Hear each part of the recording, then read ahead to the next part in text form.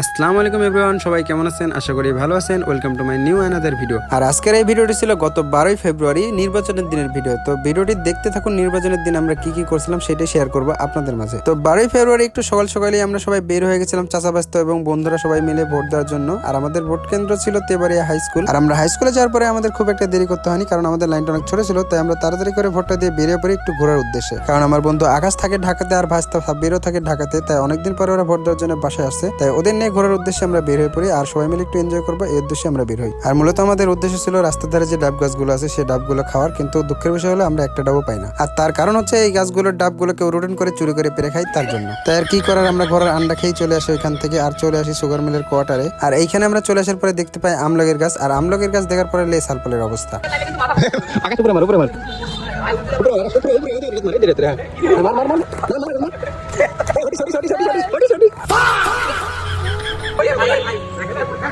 যাই হোক, তারপর আমরা প্ল্যান করি আমরা বারবিকিউ খাবো। আর বারবিকিউ খাওয়ার জন্য আমরা চলে আসি স্টেশনে। আর স্টেশনে এসে দেখি একটা দোকানে খোলা নাই, কোথাও মুরগি পাচ্ছিলাম না, কারণ ভোটের জন্য সব দোকানগুলো বন্ধ ছিল। যাই হোক, অনেক কষ্টে একটা দোকান আমরা খোলা পাই আর সেখান থেকে আমরা মুরগিটা সংগ্রহ করি। আর বারবিকিউ মশলাটাও আমরা অনেক কষ্ট করে ম্যানেজ করি। তারপরে সবকিছু অ্যারেঞ্জ করার পরে আমরা সবাই মিলে বাসায় চলে আসি। তারপর সবাই মিলে একটু রেস্ট করে সন্ধ্যার পরে লেগে যায় আমাদের বারবিকিউ তৈরির কাজে। আর বারবিকিউ করার জন্য আমরা মুরগির মাংস আগে ম্যারিনেট করে রেখে দিয়েছি। আর এইখানে আমি কয়লাটা জ্বালিয়ে নিচ্ছিলাম যেন বারবার আগুনটা নিভে না যায়। আর বেশ কিছুক্ষণ চেষ্টার পরে কয়লাগুলোতে আগুন ভালোভাবে ধরে যায়। আর তারপরে আমরা কয়লার উপরে নেটটা দিয়ে দিই আর নেটটা ভালোভাবে তেল দিয়ে মাখিয়ে নিচ্ছিলাম যেন মাংসটা পুড়ে না ধরে। এই জন্য আমরা তেলটা নেটে ভালোভাবে মাখিয়ে নিচ্ছিলাম। নেটে তেল দেওয়া শেষ হওয়ার পরে আমরা ম্যারিনেট করা মাংসগুলো এখানে বারবিকিউ করার জন্য নেটের উপরে দিয়ে দিচ্ছিলাম। আর একটু পর পর তেল দিয়ে বারবার উল্টিয়ে পাল্টিয়ে দিচ্ছিলাম যেন মাংসগুলো একবারে পুড়ে না যায়, তার জন্য। আর সত্যি কথা বলতে আমরা অনেকেই এর আগে কখনো বারবিকিউ খাই না, কারণ আমাদের ধারণা ছিল পুড়িয়ে খাওয়া মাংসগুলো খেতে অনেক বিচ্ছিরি হয়। তবে আজকে নিজে তৈরি করে খাওয়ার পরে সেই ধারণাটা পুরোই পাল্টে গেল, কারণ খেতে খুবই সুস্বাদু ছিল। এত সুস্বাদু হবে আমি কখনোই ভাবি নাই। আমি মনে করতাম খেতে খুবই বিশ্রী হবে, তবে আসলেই অনেক সুস্বাদু হয়েছিল। আর এখন যদি আপনারা বলেন যে আমি রেস্টুরেন্টে খেয়ে অনেক সময় রেটিং করি, সেই হিসেবে যদি রেটিং এর দিকে বলি তাহলে আমাদের এই বারবিকিউ এর টেস্টটা ছিল